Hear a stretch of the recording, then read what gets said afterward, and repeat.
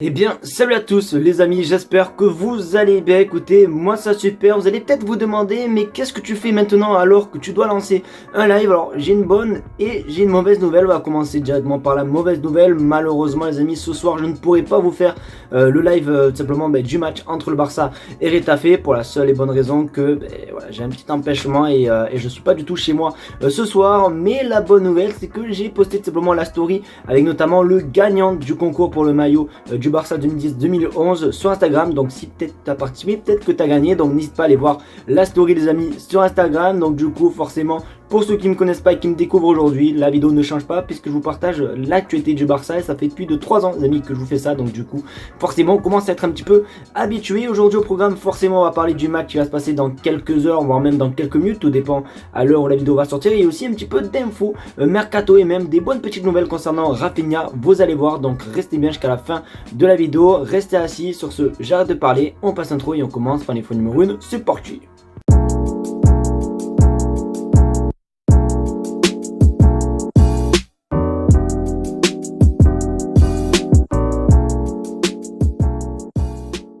Les amis, on va tout simplement forcément commencer par parler du match de ce soir qui va se passer dans quelques minutes, puisque voilà, bon, tout dépend comme j'ai dit à l'heure où la vidéo va tourner. Donc du coup le Barça affronte Retafe à l'extérieur, et pour ceux qui suivent les matchs tout le temps, tous les matchs du Barça comme vous et moi quoi, tout simplement, vous le savez que Retafe c'est vraiment un adversaire casse-couille. Je pense honnêtement que je peux même pas mieux le décrire que ce mot casse-couille, puisqu'à chaque fois qu'on joue contre eux, le match ne se passe jamais correctement, puisque c'est littéralement pas une équipe de foot, mais c'est tout simplement une équipe de catcheurs qui sont juste là à nous bousiller les joueurs. Donc j'espère que tout va bien se passer. Donc pour mon prono, forcément au vu des raclés qu'on est en train de mettre en ce moment, je pense que le Barça va se réveiller, puisque je rappelle en Liga, les derniers matchs en 2024, c'était pas ça du tout. Donc pour mon prono, je vois quand même une victoire, allez, 3-0 chez eux. Voilà, 3 et 1 et 2 et 3-0, tranquille les amis. Donc n'hésitez pas à vous me donner votre prono les gars dans les commentaires. Et vraiment encore désolé les amis, malheureusement pas de live. En tout cas j'espère que vous m'en voudrez pas, mais vous inquiétez pas, puisque mardi soir il y aura le match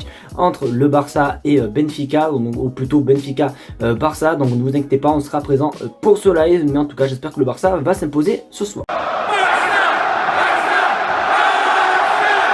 Ayez vraiment un coéquipier comme un Rafinha dans votre vie ou dans votre carrière, tout dépend de ce que vous faites dans votre vie. Mais honnêtement, un coéquipier comme lui, franchement c'est juste pépite, puisque vous le savez, bon du coup le Barça, c'est pas une surprise, a gagné la Super Coupe d'Espagne. Et cette Super Coupe d'Espagne s'est jouée en Arabie Saoudite, et juste avant la finale, Rafinha a offert un cadeau. Ça se voit que c'est pas un rat comme moi, parce que moi les gars, vous verrez ce que j'aurais offert, c'est vraiment juste pathétique. On regarde ton écran, Rafinha a offert des montres plaquées or à toute l'équipe à Jeddah avant la finale de la Super Coupe.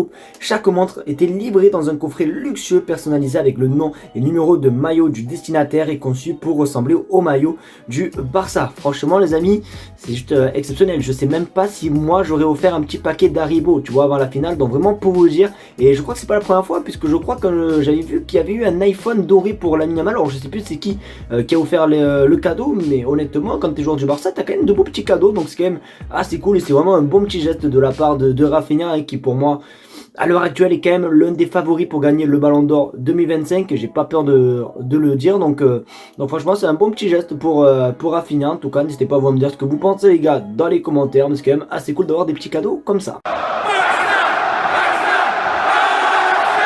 On a des bonnes nouvelles concernant le Camp Nou les amis. Alors malheureusement en début de semaine j'avais sorti une vidéo qui a dû disparaître, puisque malheureusement entre temps l'actualité avait changé. Mais dans ces vidéos j'avais simplement parlé du Camp Nou, comme quoi le Barça pourrait être bien de retour au Camp Nou en mai. Et du coup les amis, ça se confirme un petit peu, et on connaît décidément la date du dernier match, du moins de la dernière date que le Barça sera à Montjuic, et ça approche plutôt pas mal. Et vous allez voir, c'est un bon petit signe, parce que regarde ton écran, le FC Barcelone prolonge à Montjuic jusqu'au 23 avril. Donc ce qui veut dire que oui, littéralement normalement le Barça pourrait jouer au Camp Nou en mai. C'est quand même assez chaud, puisque la dernière photo en date du Camp Nou c'est celle-ci. Et honnêtement je sais pas vous, mais je sais pas comment ils vont faire pour jouer sur ça. Après il reste quand même 4 mois, donc honnêtement ça devrait le faire. Et pourquoi je vous dis que c'était un signe cette date? Parce que c'est tout simplement Hey, mon anniversaire les amis, le 23 avril, donc si c'est pas un signe, ça j'y crois pas du tout, donc honnêtement c'est quand même assez cool. Donc bientôt le Barça,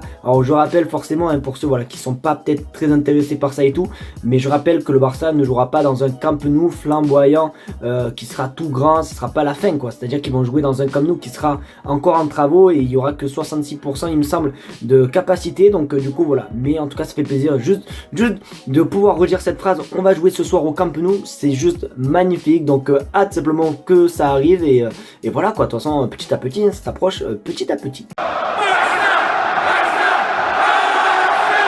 Les amis, on va parler un petit peu mercato et vous le savez, quand on est supporter du FC Barcelone, on a vraiment la chance d'avoir tout le monde qui veut venir au Barça. Les dernières rumeurs en liste c'était Peppa Pig, Spider-Man, Marvel, bon bref, vraiment tout le monde qui veut venir au Barça.